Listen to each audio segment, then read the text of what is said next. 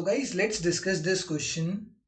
Question is, in tabulation, source of the data, if any, is shown in the source note, body, stub या caption.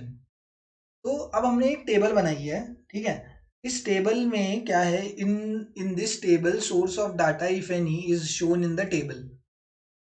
अब यहाँ पर क्या हुआ है, तो यहाँ पर हमें इतनी चीज देखनी है कि ये हमने बना दी टेबल.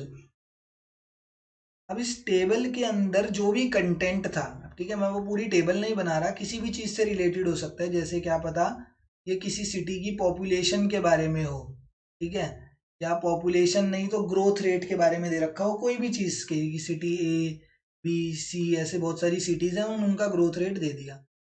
तो बाद में ना एक चीज नीचे लिखी होती है हमेशा इस टेबल के. कोई भी टेबल आप न्यूज़पेपर में देखोगे या फिर कोई भी एनालिसिस जो न्यूज़पेपर में दिया होता है ना, उसके नीचे एक सोर्स लिखा होता है कि the source of this data is census 2011 या एनडीटीवी प्रेस, ऐसे करके कि ये डेटा इन्होंने जो कलेक्ट करा है वो कहाँ से करा है. द सोर्स ऑफ डाटा वो नीचे लिखते हैं.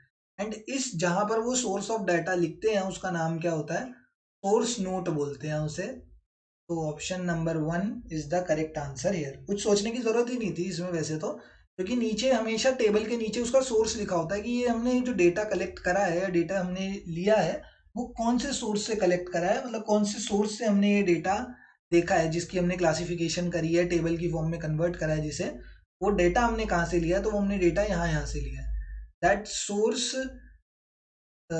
मतलब the place where we write all the sources of the data is known as source note. तो ऑप्शन नंबर 1 हमारा करेक्ट आंसर होगा.